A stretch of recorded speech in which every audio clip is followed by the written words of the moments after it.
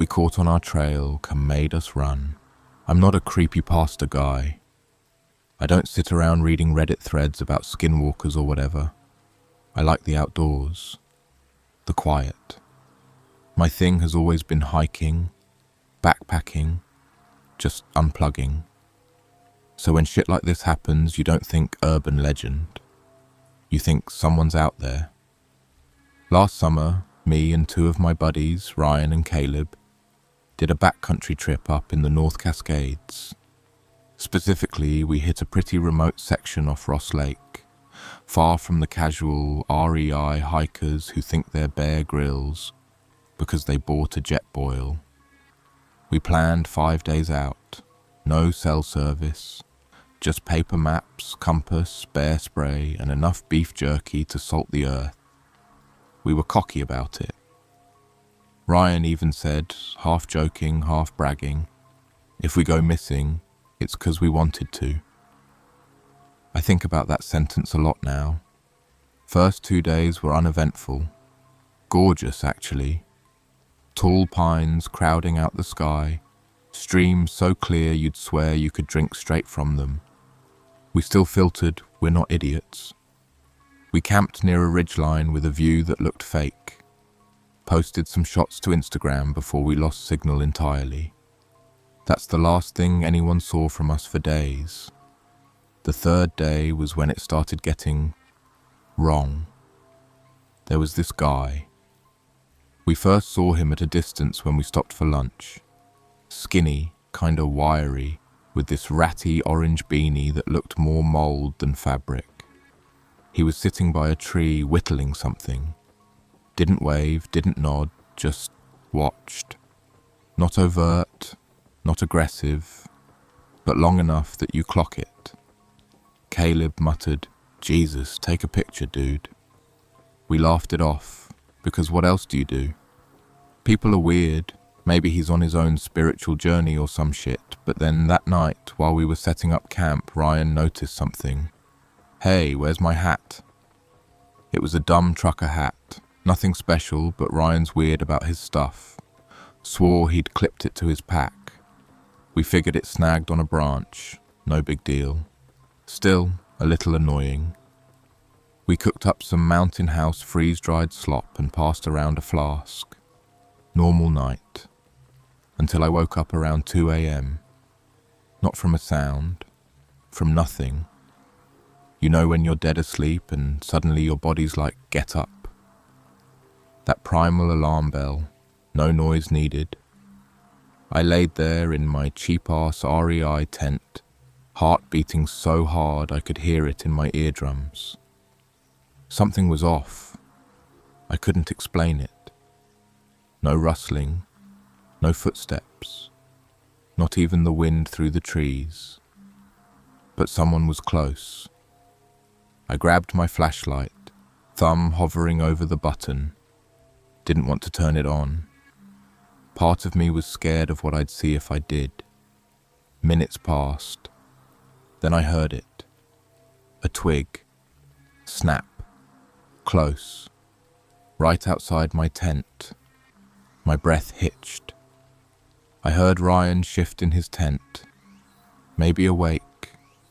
Maybe dreaming. Caleb was snoring softly. Then another sound. But not from the ground. From above. Something was scraping against my tent fabric. Slowly, deliberately. Fingernails, maybe a knife. I could hear the faint shh as it dragged along the nylon. I finally snapped. Flipped on the flashlight, burst out of the tent like a madman. Beam swinging wildly. Nothing. Just trees. Silent, heavy. But then Ryan unzipped his tent, groggy as hell. "What the fuck, dude?" There was a noise. But before I could even explain, Caleb yelled from his tent. "Yo, what the fuck is this?" We rushed over. He was standing there, bare feet in the dirt, holding something out. It was Ryan's missing hat. But the inside, The sweatband was shredded, like it had been torn up with a knife or chewed on, and stitched onto the front, in rough, ugly loops of red thread, was a single word: run. I'm not bullshitting. This wasn't some old version of the hat. This was Ryan's. Same stupid Yeti patch, same grime on the brim, but now it was altered. We didn't sleep the rest of the night. Sat in a triangle around the fire, bear spray and pocket knives in our laps. Every crack of the forest sounded like a footstep. Every breath felt watched. The next morning we found the footprints, dozens of them, circling our tents, bare feet, long and narrow, no shoes, just filthy human prints pressed into the dirt like we were the only thing that mattered out there. That was the moment it hit me. This wasn't random. Someone had followed us, for miles, watching, waiting. We should have left right then. We didn't. We made the mistake of setting up the trail cam, and what it recorded the next night, that's what made us run. We didn't talk much that morning. There's this quiet that settles on people when they're trying not to panic. Like if you speak it out loud, the fear becomes real. Caleb was the first one to actually say it, his voice low, flat. Somebody's fucking with us. Not a bear, not a raccoon, not the wind, someone. We packed up in record time. No breakfast, no coffee, just stuffed everything into our packs, probably leaving shit behind. We didn't care. The plan was simple. Hike back toward the trailhead, find signal, call it in, or just get the hell out. But there was a problem. The nearest trailhead was at least 12 miles away. Half of it was elevation gain. And the prints, those barefoot, smudged tracks, they weren't heading away. They led the same direction we needed to go. That's when Ryan, in this shaky, too casual tone, said, "We've got the trail cam. If they're following us, maybe we catch them in the act." It was stupid, but it was also smart. A little psychological trick. If we could see them, maybe it'd feel like we had the upper hand. So, before we left, we strapped Ryan's Browning trail cam to a tree facing our campsite. Motion activated, infrared. We'd check it on the way back, maybe even catch the sick bastard on camera. The hike out was wrong. Not because of anything that happened, because nothing did. Too quiet. No squirrels scurrying. No birds calling. The wind itself seemed to stop. Just the crunch of our boots and the squeak of Caleb's pack straps. Every so often we'd stop. Listen. Swear we heard something behind us. A step. A breath. But when we spun around, there was never anything there. After a few hours, we stopped at a switchback for water. Caleb was crouched by the creek, filling bottles when he froze. "You guys smell that?" I caught it a second later. Rot. Wet, meaty rot. Like a dead animal left out in the sun. Only it was cold, high-altitude cold, the kind of smell that punches you in the sinuses. Flies buzzed somewhere close. We pushed through a thicket, and that's when we found it. A deer carcass. But it wasn't normal. This wasn't a cougar kill or scavengers. It had been posed. The legs were snapped and bent backward at impossible angles, splayed out like a fucked-up starfish. The head was twisted completely around, and carved into its side, deep, deliberate cuts, was a single word: stop. I wanted to puke. Ryan just kept whispering, "What the fuck? What the fuck? What the fuck?" like a looped track. Caleb stepped back and said, "We need to go right now." No argument, we booked it, no breaks, no talking, just power hiking like our lives depended on it. And maybe they did. By late afternoon, we found a spot with one, maybe 2 bars of service, enough to load texts, maybe get a call out. Ryan's hands were shaking so bad he could barely hold his phone, but the call never connected. That's when I noticed something else. There was a cairn by the side of the trail. You know, those little stacks of stones hikers make to mark paths. Only this one wasn't rocks. It was bones. Small animal bones.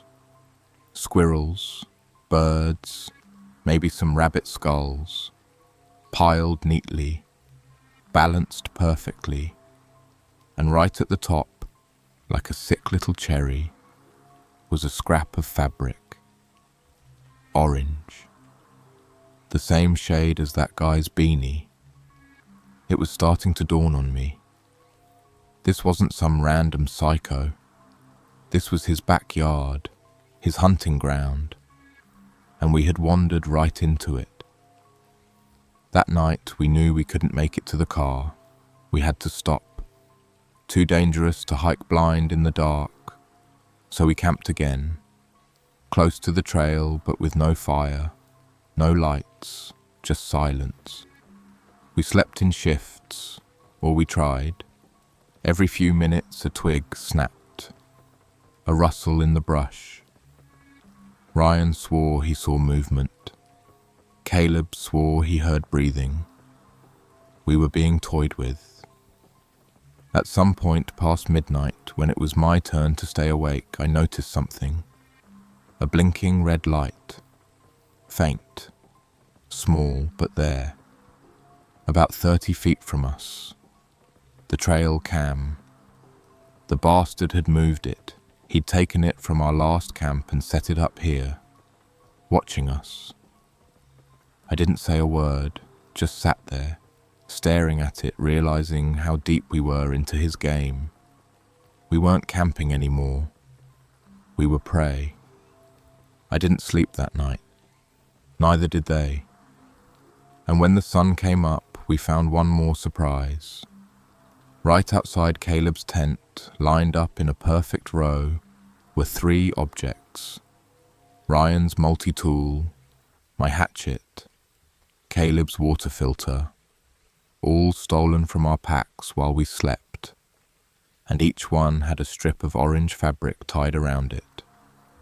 We packed up. No breakfast, no bullshit. We had to get out. But first we grabbed the trail cam. We needed to see what he wanted us to see. I wish we hadn't. Because when we checked the footage, that's when we ran.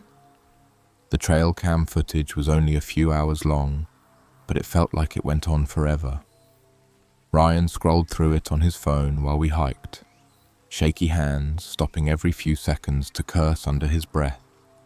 Caleb kept snapping his head around, watching the trees like something was about to lunge out. Me? I just kept moving. Forward. Because if I stopped, if I really looked at what we were seeing, I think I would have cracked. The first few clips were boring. Us sitting around the fire 2 nights ago, bullshitting, laughing, being idiots. Then time skipped. The next recording hit around 3 a.m. There was movement in the trees. The plan was simple. Hike back toward the trailhead, find signal, call it in, or just get the hell out. But there was a problem. The nearest trailhead was at least 12 miles away. Half of it was elevation gain. And the prints, those barefoot smudged tracks, they weren't heading away. They led the same direction we needed to go. That's when Ryan, in this shaky, too casual tone, said, "We've got the trail cam. If they're following us, maybe we catch them in the act." It was stupid, but it was also smart. A little psychological trick. If we could see them, maybe it'd feel like we had the upper hand. So, before we left, we strapped Ryan's Browning trail cam to a tree facing our campsite. Motion activated, infrared. We'd check it on the way back, maybe even catch the sick bastard on camera. The hike out was wrong. Not because of anything that happened, because nothing did. Too quiet. No squirrels scurrying. No birds calling. The wind itself seemed to stop. Just the crunch of our boots and the squeak of Caleb's pack straps. Every so often we'd stop. Listen. Swear we heard something behind us. A step. A breath. But when we spun around, there was never anything there. After a few hours, we stopped at a switchback for water. Caleb was crouched by the creek, filling bottles when he froze. You guys smell that? I caught it a second later. Rot. Wet, meaty rot. Like a dead animal left out in the sun.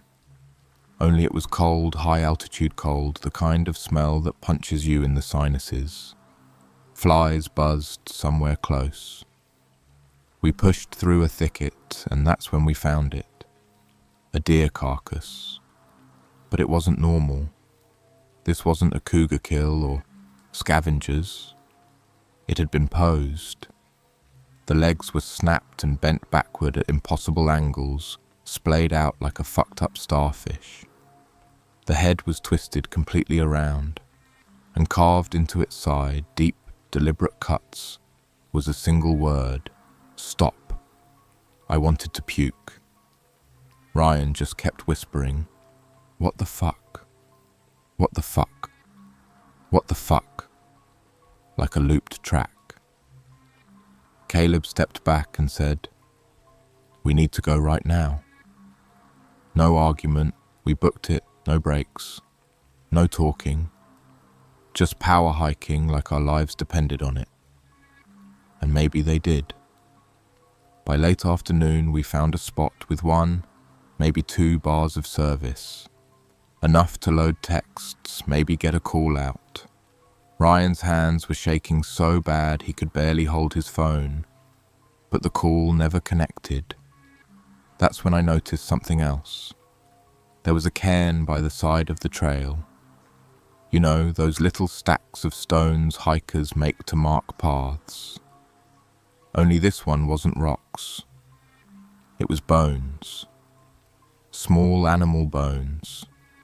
Squirrels, birds, maybe some rabbit skulls, piled neatly, balanced perfectly, and right at the top, like a sick little cherry, was a scrap of fabric. Orange. The same shade as that guy's beanie. It was starting to dawn on me. This wasn't some random psycho. This was his backyard, his hunting ground, and we had wandered right into it. That night we knew we couldn't make it to the car. We had to stop. Too dangerous to hike blind in the dark. So we camped again, close to the trail but with no fire, no lights, just silence. We slept in shifts, or we tried. Every few minutes a twig snapped, a rustle in the brush. Ryan swore he saw movement. Caleb swore he heard breathing. We were being toyed with. At some point past midnight, when it was my turn to stay awake, I noticed something. A blinking red light. Faint. Small, but there. About 30 feet from us. The trail cam. The bastard had moved it. He'd taken it from our last camp and set it up here, watching us. I didn't say a word, just sat there, staring at it, realizing how deep we were into his game. We weren't camping anymore. We were prey. I didn't sleep that night. Neither did they.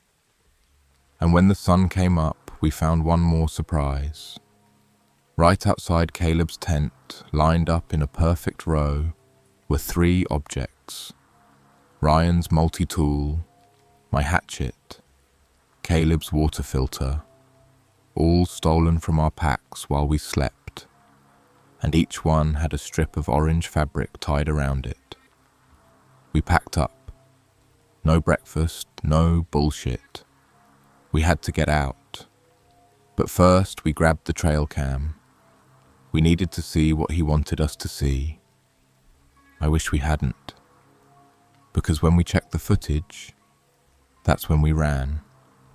The trail cam footage was only a few hours long, but it felt like it went on forever. Ryan scrolled through it on his phone while we hiked, shaky hands stopping every few seconds to curse under his breath. Caleb kept snapping his head around, watching the trees like something was about to lunge out. Me? I just kept moving. Forward. Because if I stopped, if I really looked at what we were seeing, I think I would have cracked. The first few clips were boring. Us sitting around the fire 2 nights ago, bullshitting, laughing, being idiots. Then time skipped. The next recording hit around 3 a.m. There was movement in the trees. At first it looked like nothing. Just branches swaying, shadows shifting. But then, slowly, a shape peeled away from the tree line. That guy. The orange beanie freak. Except now, we could see his face. And it was wrong. Gaunt. Cheekbones jutting out sharp under skin that looked paper thin, almost bruised. His eyes were too wide, like he forgot how blinking works. His teeth. He was grinning. This slack, ugly grin that didn't match his dead stare. He crouched by Ryan's tent. Not hurried, not sneaky. Just casual, like he was hanging out. He reached into his coat pocket, pulled out a piece of red thread and started stitching something. Right there, hunched over like a spider, sewing with these jittery, too fast fingers. The footage had no sound, but I swear I could feel the scraping of needle through fabric. Then he stood up, faced the camera directly, and waved. Not a big, goofy wave, just a slow, deliberate lift of his hand, like he knew we'd be watching this later. The next clip cut to him leaning over Caleb's tent. He was whispering, mouth moving, lips barely apart, words we couldn't hear. For a moment I thought he was just messing with Caleb's gear, but then I saw it. He was sliding Caleb's knife, his own damn knife, under the tent flap, pressing it against Caleb's leg. Not stabbing, just holding it there, like a promise. Ryan nearly threw the phone. Caleb just said, "We're dead. We're fucking dead." But that wasn't the end of it. The last clip was from the night after we thought we left him behind. From the clearing where we camped last night. From this trail cam, after he'd moved it. It was us, huddled in our tents, silent, trying not to breathe too loud. And right there, crouched at the edge of the frame, was the man. Closer this time. No more beanie. His hair was this greasy mat plastered to his skull. His hands were wrong. Not because of claws or weapons, but because of how still they were. Perfectly still, even as the rest of him shifted slightly, breathing, blinking too slow. He stared into the lens again. Then he did something that broke me. He mouthed something. 3 syllables, over and over. I see you. Over and over and over. Caleb snapped the phone shut. Couldn't take it. Ryan just muttered, "That's it, fuck this. We're running." And we did. Full packs, sore legs, dehydration setting in. We didn't give a shit. We ran. We must have gone 6 miles without stopping. Adrenaline made us bulletproof. I barely remember half of it.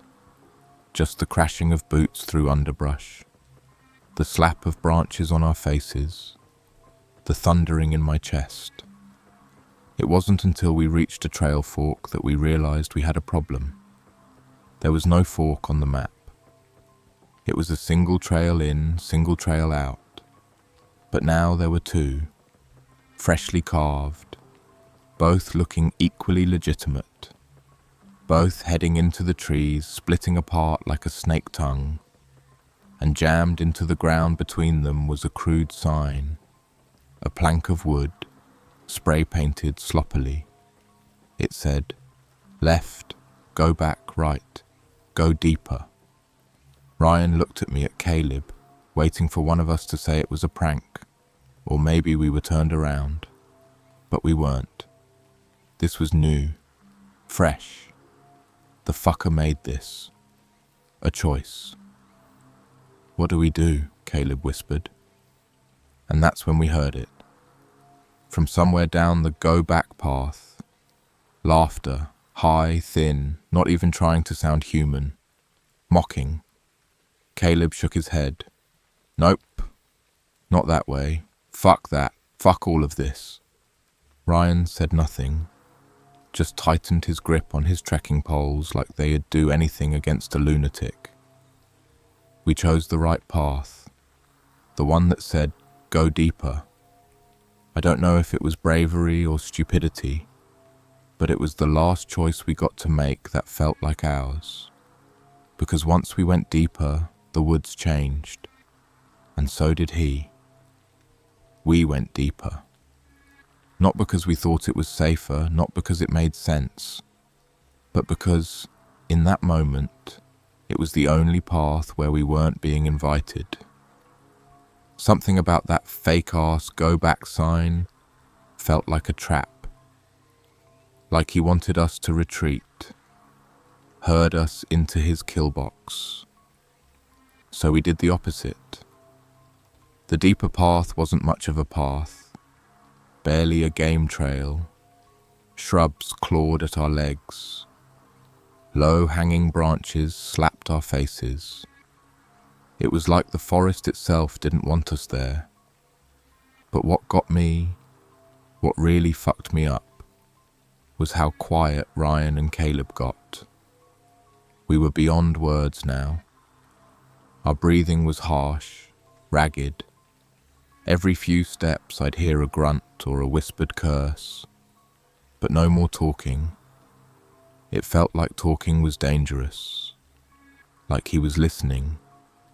About an hour in, the forest opened up into this small, unnatural clearing, and at the center of it was...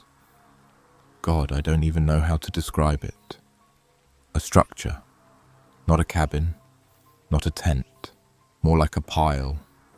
A heap of scavenged materials, logs, stones, rusted sheet metal, even bits of tarps, all stacked together into this crooked, leaning hut. It looked like if you sneezed too hard, it'd collapse. But it wasn't falling down. It was alive with something. Wind chimes hung from the branches above it, clinking softly. Only they weren't made of metal or glass. They were bones, tiny, hollow bones, strung together with red thread. Caleb whispered, "Jesus Christ," but it didn't sound like swearing. It sounded like praying. Ryan started toward it, slow, deliberate. "Ryan, don't," I said, but he didn't stop. He crouched by the hut's entrance, a dark hole barely big enough to crawl through, and pulled something out. A Polaroid. He flipped it over, went still. I took it from him. It was a photo of us, from last night. The 3 of us, asleep in our tents. The timestamp was accurate, right down to the hour we'd huddled in fear. The photo was smeared with something brown and crusted. Dried blood? Mud? I didn't want to know. There were more photos, dozens, pinned to the hut with rusty nails, hanging from threads like ornaments. Us, hiking, eating, pissing behind a tree, all of it. He'd been following us for days, cataloguing every moment. And it wasn't just us. There were other photos, other campers, faces we didn't recognize, smiling in some, crying in others. Some of the pictures had been defaced, eyes gouged out, mouths slashed with knife strokes. Caleb lost it. He turned and puked into the bushes. Violent, hacking wretches. That's when I noticed it. More footprints, leading around the hut. Not one person, several, barefoot, different sizes, some small, child-sized, some larger than mine, all pressed deep into the earth, fresh. Ryan backed away, whispering, "We need to go, right now." But as we turned, a sound stopped us dead. A voice, high, breathy, sing-songy. Round and round the rabbit goes. It was close, too close, coming from the trees. Caleb spun, trying to pinpoint it. Then another voice answered, this one lower, scratchier. Where he stops, nobody knows. Ryan grabbed my sleeve, pulling me back. Shapes moved between the trees. Not just one, 5, maybe 6 figures, drifting through the brush, too far to see clearly, but close enough to feel. They didn't charge us, didn't shout. They just circled. One of them had a beanie. Another dragged a long stick, scraping it against trees as he walked.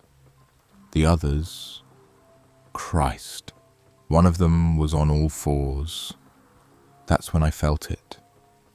A rope around my boot. Yanked tight. I hit the ground hard. The breath knocked out of me. Ryan and Caleb lunged for me, but before they could grab me, something, a snare, jerked me backwards.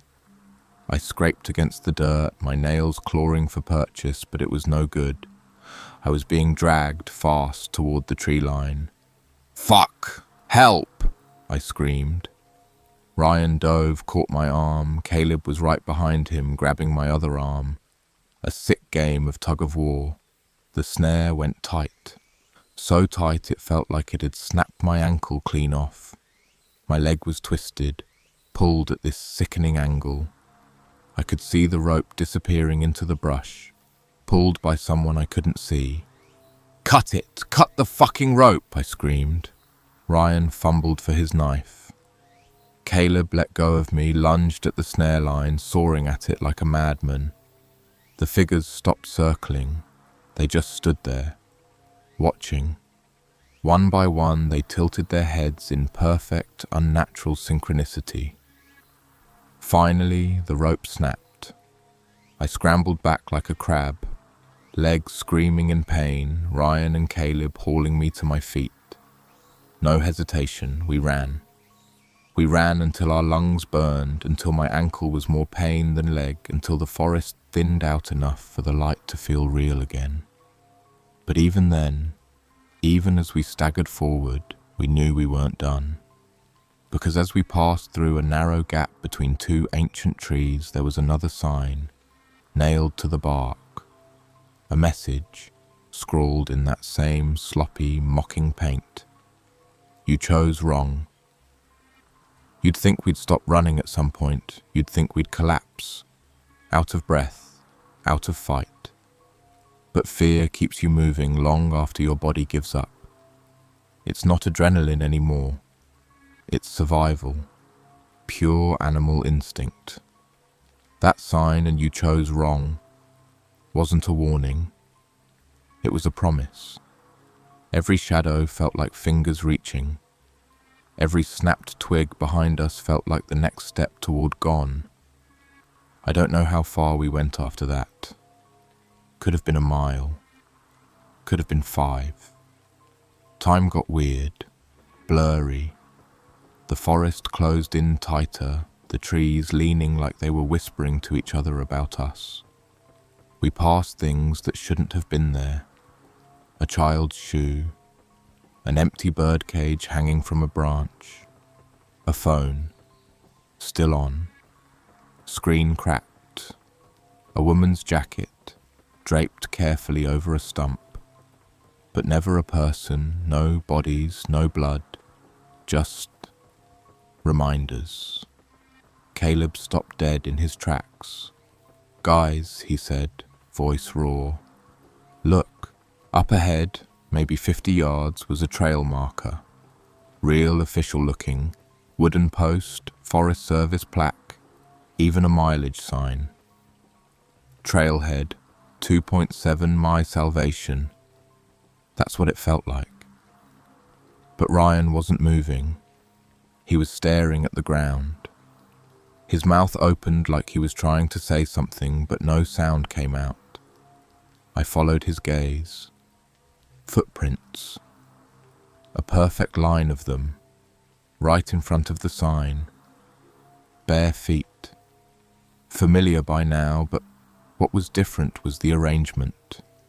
They were facing toward us, all of them, as if someone, or someones, had been standing there, waiting, watching us approach. Fresh, deep. "Keep moving," I hissed. But as we passed the sign, Ryan's hand shot out and stopped me. There was something nailed to the back of the post. A Polaroid. Another one. This time it was a photo of the 3 of us. Right now, right in this moment, standing in front of the trailhead marker. But we hadn't taken that picture. None of us had. The timestamp? 2 minutes ago. A sound cracked through the trees behind us. Not a footstep. A breath. Wet. Gurgling. Close. "Run," Ryan said. We didn't need to be told twice. We sprinted. But now the woods were alive. Footsteps matching ours, pacing us on both sides. Crunching leaves, snapping branches. Not charging, not yet, just keeping pace. A slow hunt. Caleb shouted, "They're herding us." I didn't argue, because he was right. The trail started to narrow, trees pressing closer, almost forming a tunnel. On instinct we slowed, too risky to barrel through blindly. And that's when we hit it. The trap. A thin wire, nearly invisible, strung low across the trail. Caleb spotted it a heartbeat before stepping into it. "Why?" We stumbled to a halt. Above the wire, strung between the trees, were more Polaroids. Dozens, hundreds maybe. A wall of them. Swinging gently. Faces stared out at us. Terrified, frozen mid-scream. Some photos had red X's slashed across them. And right in the center was a fresh one. Ryan. Hanging upside down, mouth gagged, blood dripping from his scalp. But Ryan was standing right next to me. "That's not... What the fuck is that?" Ryan gasped. That's when the laughter started. Not from the trees this time. From above. I looked up. There he was. Orange beanie. Crouched on a branch like some grotesque bird. Head cocked to one side, mouth stretched in that too wide grin. He didn't move. Didn't speak. Just watched. Then, from deeper in the woods, more figures emerged. 5 of them, 2 men, 3 women, all barefoot, all dressed in patchworks of scavenged clothing, Flannels, raincoats, ripped shirts, their skin was caked in dirt, scratched raw in places. They weren't charging, they were smiling. One of the women had something in her hand, Ryan's wallet. She dangled it by the strap, swinging it back and forth like a pendulum. "Looking for this?" she asked, voice sing-songy. Ryan stepped back. "Keep it." That made them laugh. But it wasn't loud. It wasn't human. It was soft, breathless, like they were laughing with their lungs instead of their mouths. And then, slowly, Orange Beanie spoke. "Why do rabbits run?" he asked. No one answered. He kept grinning. "Because they think they can." That's when they moved. Fast. Too fast. The woman with the wallet lunged first. Ryan swung his trekking pole like a bat, caught her in the ribs. She crumpled, but another figure took her place immediately. Caleb grabbed a branch from the ground, swung wildly, connected with something that screeched. It was chaos. Branches whipped past my face. Hands clawed at my jacket. I felt fingers snag the hood, yanking me backward. I spun, slashing with my hatchet, felt it bite into flesh. A high-pitched wail followed, but I didn't wait to see who it was. "Go!" I screamed. We broke through the tree line, stumbled back onto the trail. The path opened up ahead, sunlight. Real, actual sunlight. A clearing. And in the middle of it, salvation. A trailhead sign. The real one this time. Cars parked in the lot. Civilization. Safety. We sprinted like hell itself was behind us. But just as we reached the gravel lot, I glanced back. They were standing at the tree line.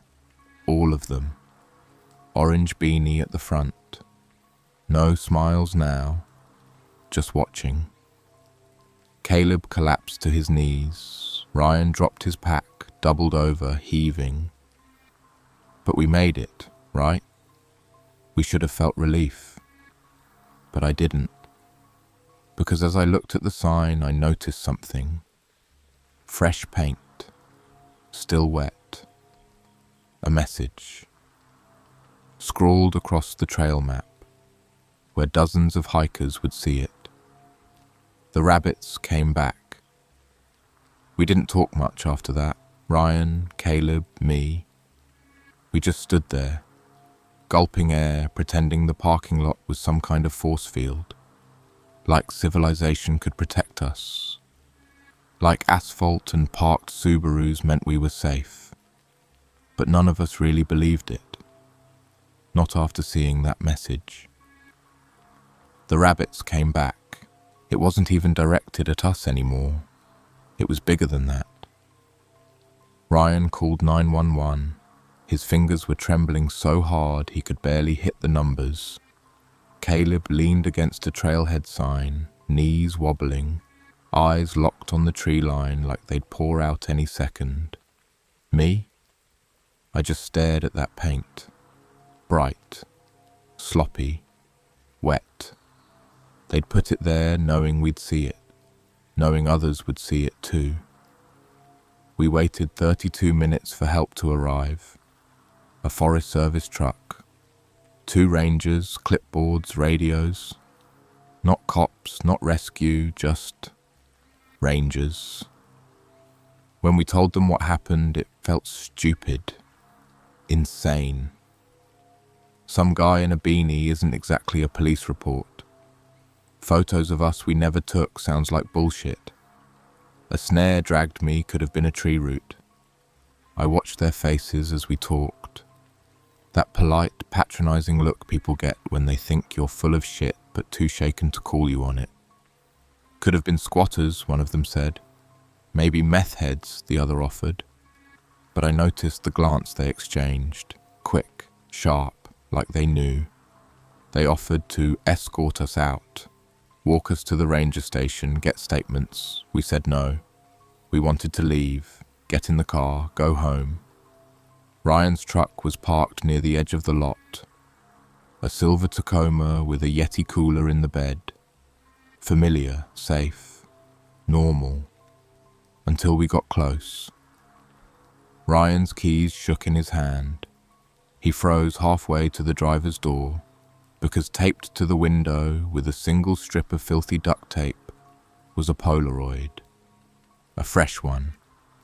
The three of us, standing right here, right now, but taken from the other side of the lot, time-stamped not even 5 minutes ago. Ryan yanked it off, stared at it, his face drained of color. Caleb started spinning in place, scanning every car, every tree, every shadow. That's when I noticed something else. The reflection in the truck's side mirror. A figure, standing at the edge of the woods, far away, but there. Orange beanie. Not moving, just watching. He lifted his hand, pointed a finger, and slowly drew it across his throat. Ryan lost it. Threw open the truck door, started the engine.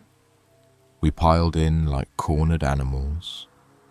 We didn't say a word the entire drive. Miles of winding mountain roads twisting out of the Cascades back towards something resembling safety. But it never really felt like we left.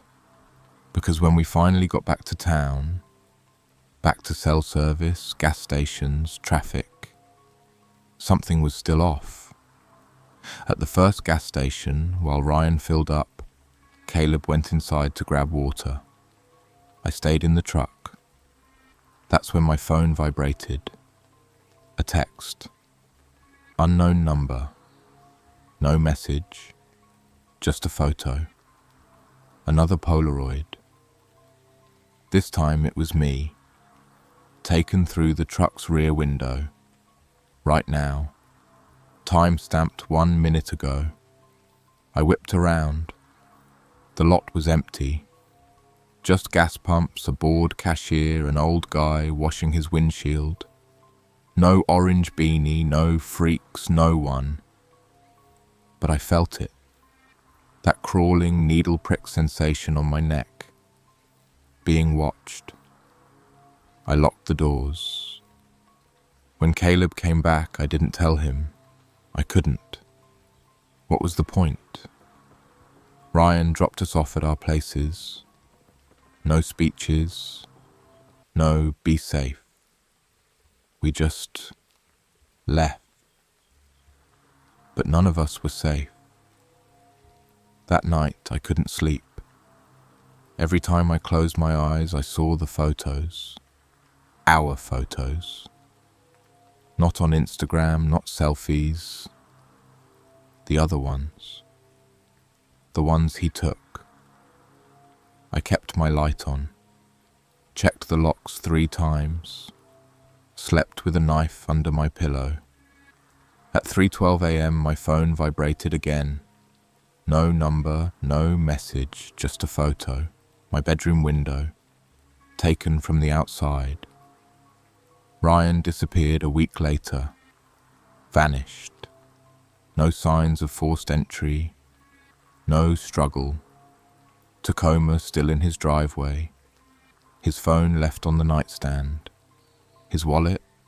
Gone. The same one they waved at us in the woods. Caleb stopped answering my calls a few days after that. I drove to his place. His apartment was trashed, like someone had been looking for something. His hiking boots were gone. He'd left a message on my phone before he vanished. I still listen to it sometimes. His voice was raw, panicked. I think I saw them, in the parking garage. They don't stop, man, they never stop. We didn't get away, we just got reprieved. They're still out there. And now they're here. That was the last thing he said. As for me, I moved, changed my number, but it didn't matter. 2 nights ago, someone left a package at my door. No return address. Inside were Polaroids, hundreds of them. Not from the trip, from after, from my new apartment, from my commute, from the grocery store, from today. All stamped with the same message scrawled across the back. Rabbits always come home. And taped to the final photo, the one of me sleeping, was a strip of orange fabric. Same colour as his beanie, same bastard grin staring back. They're still out there, and they're not done. Because this isn't their woods. Not anymore. That's it. That's the end. No answers, no clean escape.